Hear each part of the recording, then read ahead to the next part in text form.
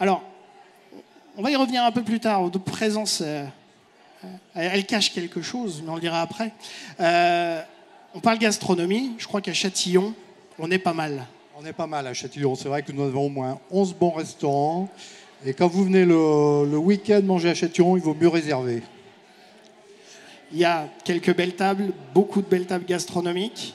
Et dans une ville qui, au niveau de la Dombes, est un peu la référence touristique, l'une des références touristiques. On appelle ça l'incroyable cité de la Dombes, mais c'est vrai, et c'est vrai qu'on mange très bien, que ce soit dans n'importe quel restaurant. Je trouve qu'on a des bons rapports qualité-prix. Le marché, forcément. On en a parlé, les médias s'en sont emparés, nationaux. Le marché, donc, je m'en occupe beaucoup. C'est vrai qu'on a été à la 3e place en France. Et c'est vrai qu'on a vraiment beaucoup de population l'été et c'est très bien pour nos commerçants.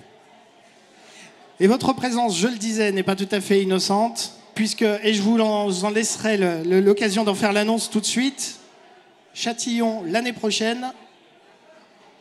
Eh ben, nous serons candidats pour accueillir cette soirée.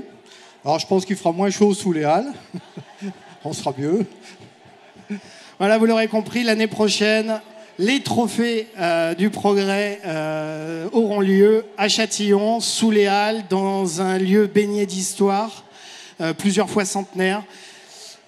Eh bien, écoutez, découvrons la table gastronomique 2023 préférée des internautes.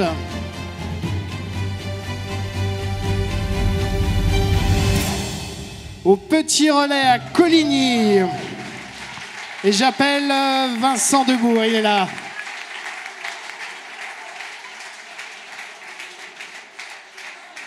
Merci. Enchanté. Enchanté. Bonsoir Vincent. Bonsoir. Alors, on le disait tout à l'heure, avec d'autres institutions, au Petit Relais, il commence à s'installer. Ça fait quelques années que vous êtes présent. 26 ans.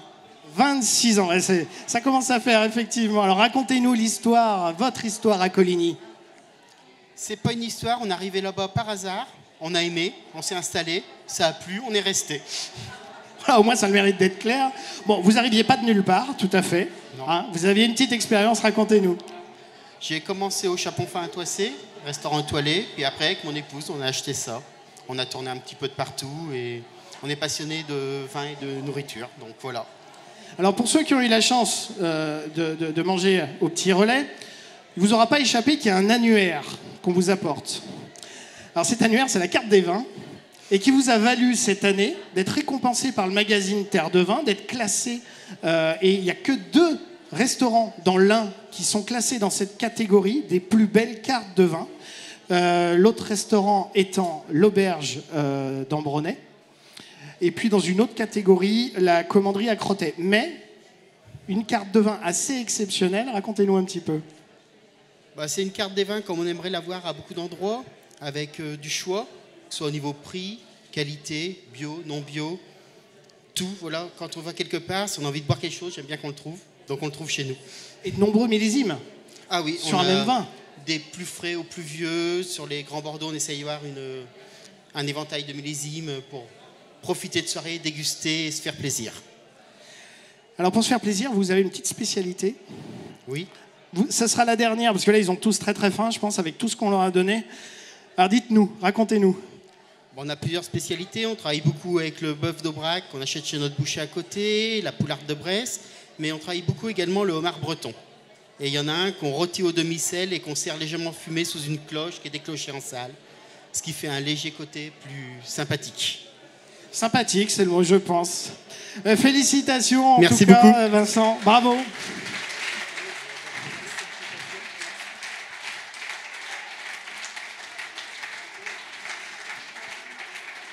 Et viennent compléter dans cette catégorie table bistronomique l'auberge de l'abbaye à Ambronay en 2e position et la table bagésienne à Bagé-le-Châtel. On peut les applaudir.